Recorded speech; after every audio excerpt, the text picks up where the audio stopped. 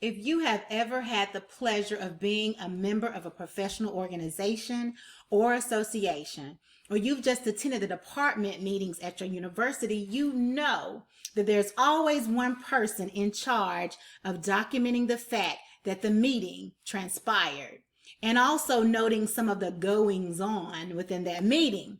Well, in this video, I'm going to share with you why it is critically important that every single time your groups meet online, that they too have a secretary called the reporter.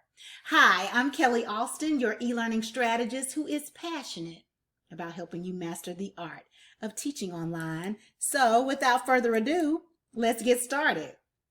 Now, there are three things that I'm going to cover in this video, and they are the purpose of the reporter, the responsibilities of the reporter, and the tool that the reporter uses to ensure that the reporting is done seamlessly and accurately. And that's called the minutes form. Now, the purpose of the reporter is to create a written snapshot of the group session. Now, this is important because it says to the group, it sends a message, it sends a signal that we are a bona fide organization within this class, okay? This is not a plaything.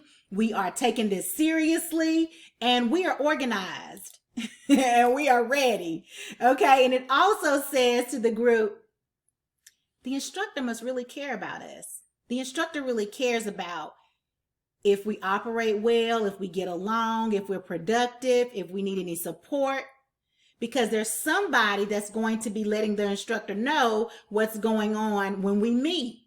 And that person is this reporter who is our liaison, right? So those two messages are going out to the group right away. A bona fide organization, and our instructor cares about us. I mean, raise your hand if you have had bad experiences with working in groups. I know I told you this earlier in the series. I had 2 bad experiences as an undergraduate, but in graduate school, I had good experiences. Well, if you've had bad experiences, you know that's because generally there's somebody in the group who's not pulling their weight. That's just the way that it is.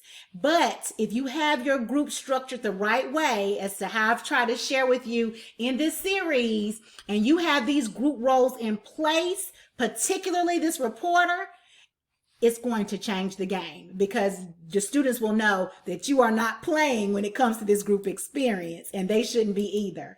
It also says that negligence will not be tolerated. Point blank and the period. Do what you're supposed to do, be a responsible adult, and contribute to this group because it's not going to be tolerated if you don't. All right, so what are the responsibilities? The reporter is going to complete the minutes form and then email that form to you after the session ends. Okay, so let me give you an example. In my courses, my synchronous courses, our groups meet at night. And so from 6:30 to 8:30, they have time allotted for class. And so they meet, when they have their group meetings, they meet during that time. And they may get out way before 8:30. So, that's fine. But my rule is that, my policy is that the minutes are to be submitted by 10 p.m. Okay, so in case they want to get off their computer, they've been on there for a minute, it's been a long day, I want to go get me something to drink, eat some, dinner, and I'll get those minutes to her. So they have until 10 p.m. Now, if you teach a course where you don't have like mandatory times as scheduled like my university allows us to have, let's say you're teaching an asynchronous course and you're implementing groups, you're going to want to set up different times on different days for students to meet. You can collect data from your students about what times will be convenient for them to participate in a group. And then you're going to create those groups based on the majority rules of convenient times. So you might have a Tuesday time, a Wednesday time, a Thursday time, and sometimes I'll have a weekend time, like a Saturday or Sunday for people to meet, for those who want to do that. Okay, so let's say you do that. They sign up and enroll in that group, then they're responsible for being at the sessions whenever that group meets, unless there's some unforeseen circumstances. Okay, so If that meeting is from 12 to 2 on Saturday afternoon, then directly after that meeting ends, you want the reporter to send those minutes to you. You also want the reporter to upload those minutes to the group's page. I have my reporters to upload it to the group file exchange. And I've talked to you in this series about how important a group page is. You'll have to determine, where you want them to upload it. But I would suggest if your LMS has group pages and it has somewhere where documents can be stored, like a file exchange, I would have them placed there. Lastly, the group leader, I cut that off for you, is going to be the one who serves as the liaison to communicate information from you to the group.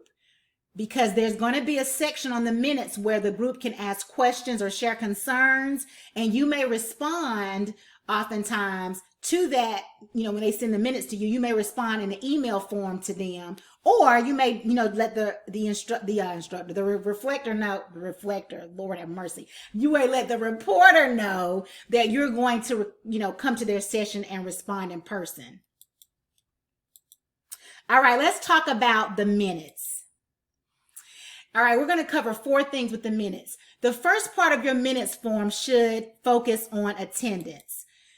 The questions that you want to be answered are: who was present, who was tardy, who did not attend, and who fulfilled the group roles. Now, when I talk about who's tardy, in my course, I have a certain amount of time that you have to be present in the group session for you to be counted present, because I derive class participation points also from these group sessions. So if you are not there for 90% of the meeting, then you don't get counted as being present. It's tight, but I promise you it's right. So anyone who comes in after 6:45, because the meeting starts at 6:30, that needs to be noted on the minutes.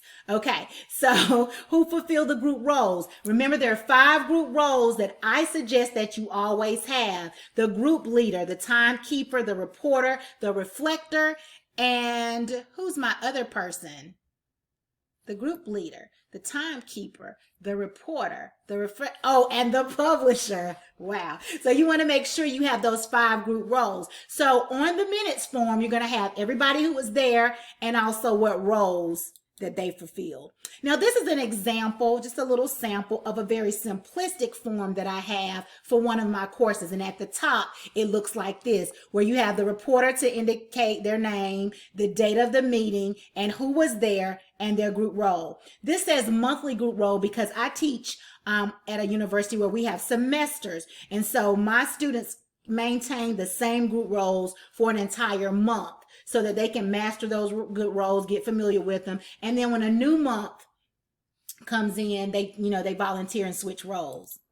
All right. The other part that you want to have on their absent or tardy group members is going to say this: include the names of members who did not show up for the session. I had that noted on the form.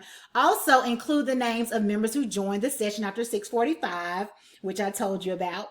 And then it also says put the time of entry should be beside the tardy member's name. Okay, so if that person came in at 7 o'clock, I wanted to say Kelly Austin, 7 o'clock. Okay, and what is that doing? That's letting students know that they're being held accountable for coming in, because I promise you, when you teach online, you're going to have students that say, oh, my computer was doing this, oh, I couldn't do that, blah, blah, blah, blah.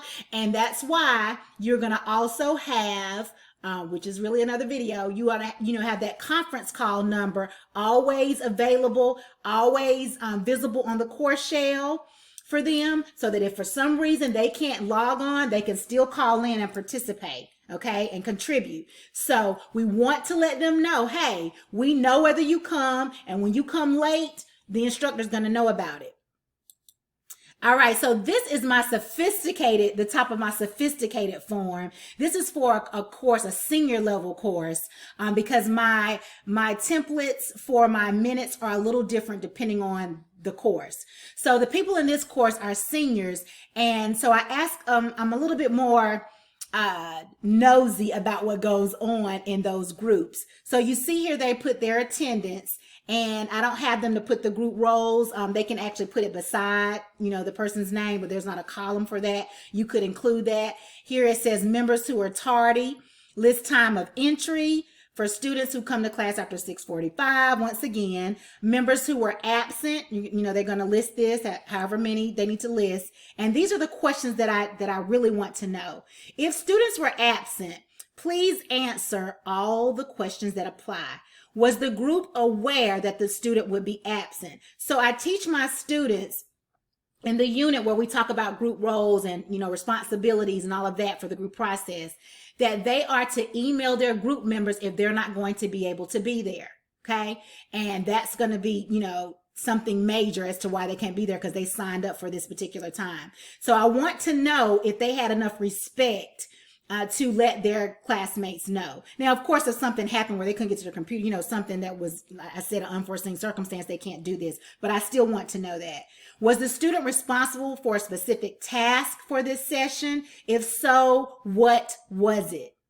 How did the group adapt to the change? So if this person was supposed to present something, if this person was supposed to contribute something, if maybe they're working on a project or something, then we need to know how are they able to adapt to that, and what did they do to be flexible and be able to, still carry on. Now, can you see how this, put it in the comments, if you can see how this is making it very clear to all the group members that we are a bona fide organization within this group, within this class. All right, next, you're going to focus on the accomplishments.